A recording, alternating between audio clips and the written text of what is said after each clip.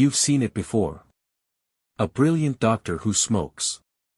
A genius investor who goes bankrupt. A highly educated person who stays in a relationship that's clearly destroying them. These aren't rare exceptions. Some of the worst decisions in history were made by the smartest people in the room. So what's going on? Why does high intelligence not protect you from making catastrophically bad choices?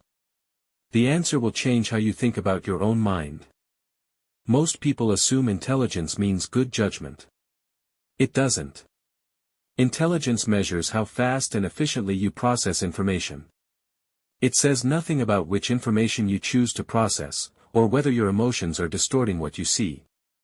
Psychologists call this the difference between cognitive ability and rational thinking.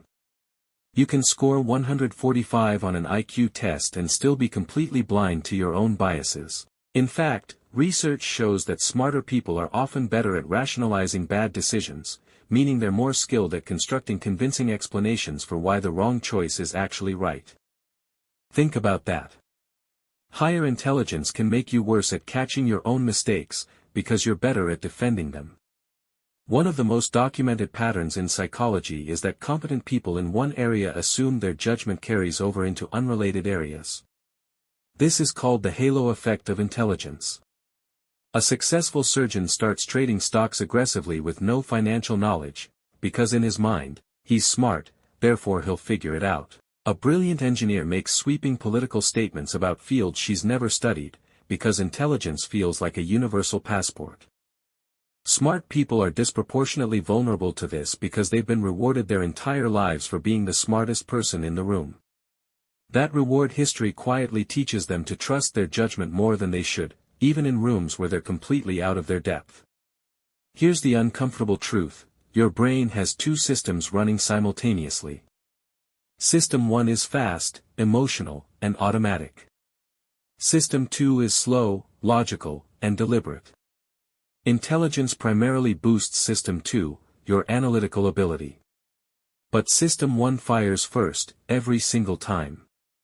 By the time your logical brain engages, your emotional brain has already framed the situation, assigned a feeling to it, and started pulling you toward a conclusion.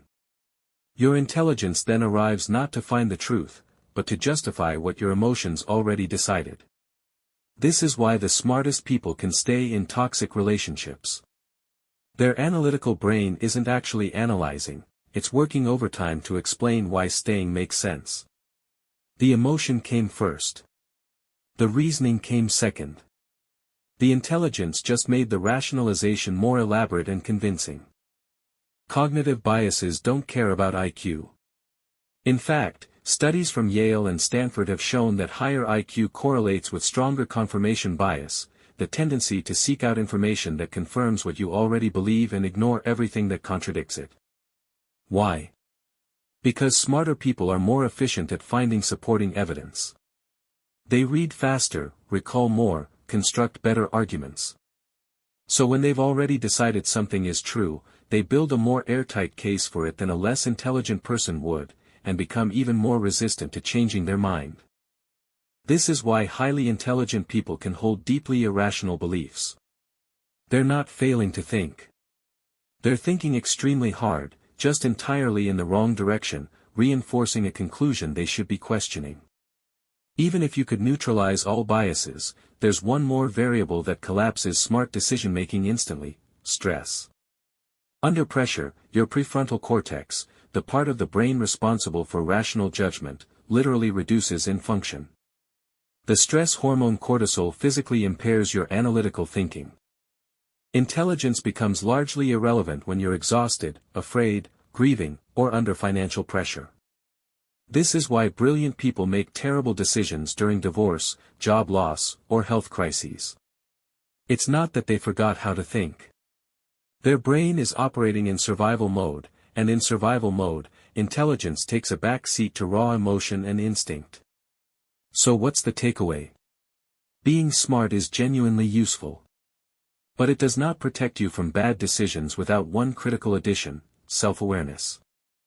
The smartest decision-makers in the world are not necessarily the highest IQ people, they're the ones who know when their emotions are driving, when they're in territory outside their expertise, and when stress is compromising their judgment.